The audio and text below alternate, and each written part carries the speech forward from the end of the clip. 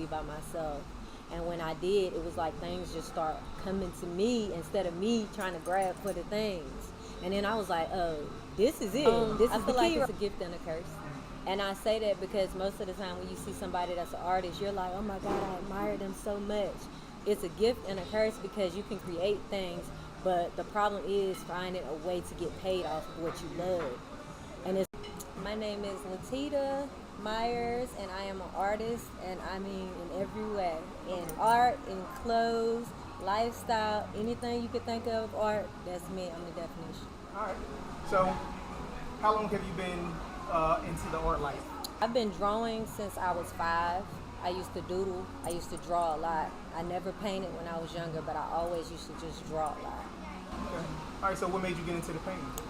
When I got older, I used to always look up to people that painted, and I was like, oh my God, I love it, but it looked too hard. So I never wanted to try it. And then one day I was like, I'm going to try it. And when I tried it, I hated it. So then, like, after trying and trying, I was like, okay, it's a skill to this. You got to know colors and stuff in order to paint. So then once I started doing it that way and doing it in shapes instead of trying to do it just off the top of my head, then I started mastering it more, and I started falling in love with it. At a young age, like 12, I started going to nail shops. They wouldn't let you get your nails done back then when you were a kid, so I would just go in there and I would just sit and watch the people do nails. And then when I watched them do nails, I saw how they did the designs, and most of the time then they did little shapes and stuff on your nails. And that's how I started like creating characters on people's nails through shapes. And then that's when I was like, okay, I can bring this onto the canvas. Have you had any like formal schooling or anything like that when it comes to art? No. All self-taught? All self-taught. Word. That's dope. That's dope. All right, so what are you working on right now? I just drew this up. I like things that change faces because I feel like in life, we always change in our ways, our faces, how we act, how we treat people. So I like to paint faces now. What would you say you draw your inspiration from for your art?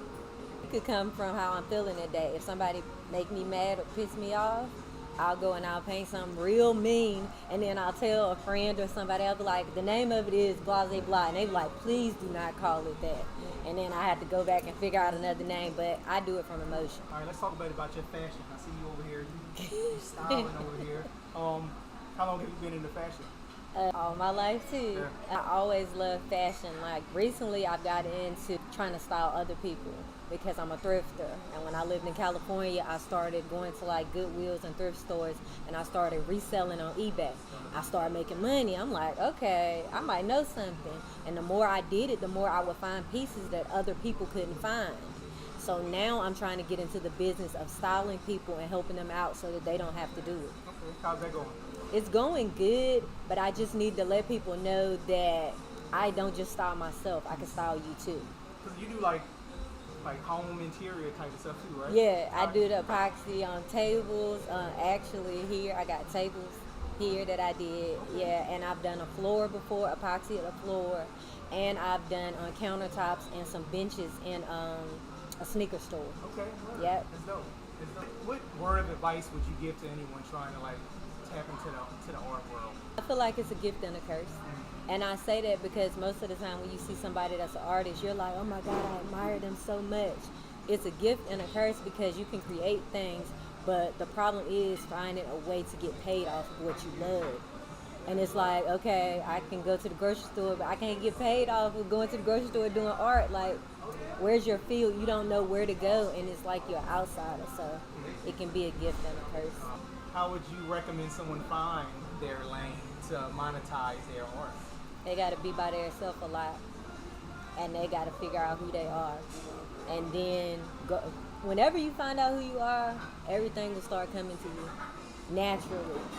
So whatever you love to do, if you're passionate about it and you were gifted that, you need to focus on that and be by yourself for a bit so that all the distractions go away. And then you'll be led to where you need to be. Yeah, because you ain't got all this going on. Yeah. So, Exactly. so when would you say that happened for you? Probably last year. I did something and it was bad, and I was by myself, and I was depressed and sad. And then I was like, when I'm by myself, I always want people around, but people can't be around when you need them. And so I figured out like this is where I'm supposed to be. I'm supposed to be by myself. And when I did, it was like things just start coming to me instead of me trying to grab for the things. And then I was like, oh, this is it. This is the key right here. So yeah. You ain't got to chase the bag. Right. Sometimes you just got to be in the right position. Right. Come to you. Yeah. Recently, I started making like little videos and little videos about my life and vlogging myself, and people seem to like it, so I'm gonna keep doing it. Yeah, that's right. Yeah, yeah. So how long have you been doing that? Probably like for a month consistently. Okay. And what made you want to do that? People need to see me.